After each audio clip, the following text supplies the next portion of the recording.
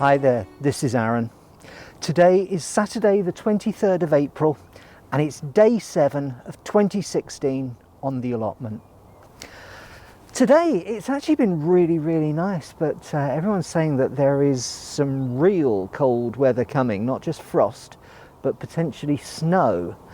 That gives me a bit of a problem with some things, so what I want to do is to give you a bit of a tour around today to show you what I've done, how I'm getting on, and sort of before the frost comes, in case it wipes it all out. I think what I also should do is to show you the seedlings that I started off last week and the various things that I've got growing at home. So let's take a look at those. Now this is a week since I planted these, and these are my sweet corn. And I'm so pleased. They're coming through, and they're coming through really quickly.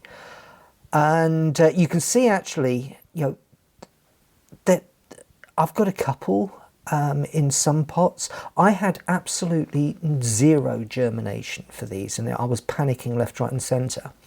I planted 60, I've got 34 that have come through. Ideally what I'm looking for is 25 that I can plant out in a block.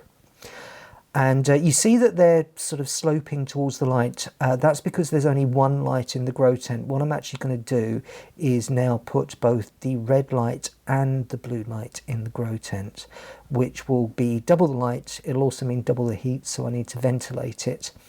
But that's fine, that's all part of the plan. But sweet corn is looking really good. And here, oh my goodness, these tomatoes, you can see they're really they're 6 inches now, which is double what they were a week ago, now that they're in the 3-inch pots. What you can also see with the tomatoes is next to them there are the pumpkins. Now I've only got one pumpkin that's come through at the moment and none of the giant pumpkins. But one pumpkin is better than no pumpkins, and last year we had no pumpkins, so we're already ahead on last year. Looking over on the other side, now that's a better story. We do have cucumbers, we do have butternut squash. We've actually got quite a bit of butternut squash coming through, and we've got 3 cucumbers coming through. Don't have courgette yet, and don't have the giant Tromboncino courgette yet, which is a bit of a shame. And slightly lacking in the Defender courgette, but you know what, there's still time. I'm very pleased with the germination that we're getting on this so far. So looking good. I'm really pleased that the sweet corn's come through. I've now got both a blue light and a red light inside my grow tent. Now of course that's going to be double the light but also double the heat, and so what I've done is I've opened the sides up at the top so that heat can escape out and isn't being kept inside the tent. Everything is warm enough, it's got plenty of everything, so I'm very hopeful that this year we'll have some sweet corn to plant out. What it does mean is that I need to clear an area for the sweet corn to go, and at the moment I haven't. So there's quite a few things that I haven't done yet, and I know that time's running away with me, so plans may have to be adapted as I go through, but let me show you. First thing that I really want to show you, these are my currant bushes, and they've all come into leaf, everything's budded, everything's green, and I've even got currants on the way. So that's a clear sign that the soil is really heating up, that it's ready to do things, and the season is definitely upon us. So I'm hoping to pick more of these than I did last year because I couldn't get to them.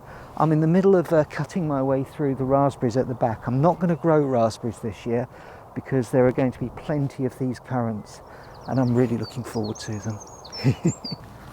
This is my late rhubarb. This was the monster last year, and you see it's all coming back.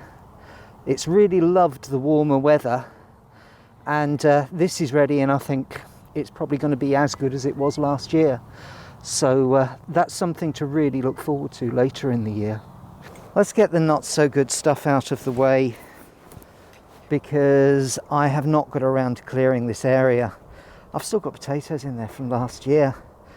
I just can't seem to catch a break between that and everything else that I'm trying to do, and I'm learning that I'm having to do things slower whilst I get my fitness back. So I'm very ashamed of myself about this. I know I will get there. I'm looking at lots of different things I can try and do, you know, getting a mulch layer down so that I can help give myself a bit of a break and make sure that I get around to utilising this area of the plot this year, because that really is not good.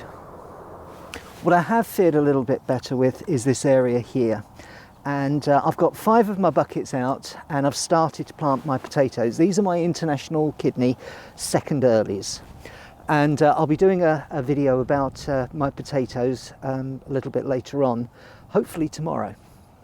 But I've started some off. Now I've planted these in mostly manure, ancient horse manure that, I mean, really is black gold, but it's rotted down over many years with straw, and there's so much life in it. So I think that these potatoes are going to be all right in this. Now I've got the area that I need to pull this back from and to put these down into the ground so that the roots can grow out. But I haven't got around to that yet. It's just mainly been collecting the manure, which is no mean feat, and then getting it into the buckets. But at least I've got potatoes started, so that makes me feel better. I'll feel even better when I've got the rest of this cleared, got the buckets in the ground, and I've got a mulch down on top of this.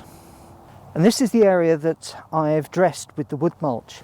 I've been watching lots and lots more about Back to Eden, and I'm pretty sure I've done the right thing here. What I probably should do is be adding some nitrogen to the top as well, and what would be good there is maybe some ground coffee beans. So I'm going to see my local coffee shop, see if I can get some of those. What I've got in here, this is my Kelsey onions. Next to them are the Stuttgarter Giant. I've also got Stuttgarter Giant here, and then I've got my garlic over there, and it's all growing. It's growing really well and really healthily, so healthily that the rabbits want to help themselves as well. I've seen that they've been digging in the wood chips, and they've also been having a little nibble. So a little bit disappointed with that, but there should be enough there for everyone. I certainly don't want to spend the season feeding rabbits and not myself. There's a red kite up there, and I hope that he can deter a few rabbits as well. And here is my early rhubarb for this year. It's come back with just as much of a vengeance this year as it did last year. I'm really over the moon with it. We actually have had our first rhubarb crumble of the year, and really tasty it was too. So looking forward to more from this. Of course, the big one up the other end will catch up and overtake it if last year is anything to go by. But this is absolutely wonderful. I mean, this much so soon. What I'm hoping to do this year is to make some rhubarb wine, and so if I can do that, I'll be making a video about it. Well, that really does bring us towards the end of the day now. There's some fairly ominous clouds gathering over there, and so I think I'm going to make a bit of a dash for it. I don't want the rain to come down. Well, I do, just not on me. I have got on with a few things. There is a lot to do, and I'm wondering if I may have to curtail my ambitions a little bit, that I've left myself too much to do in too short a time.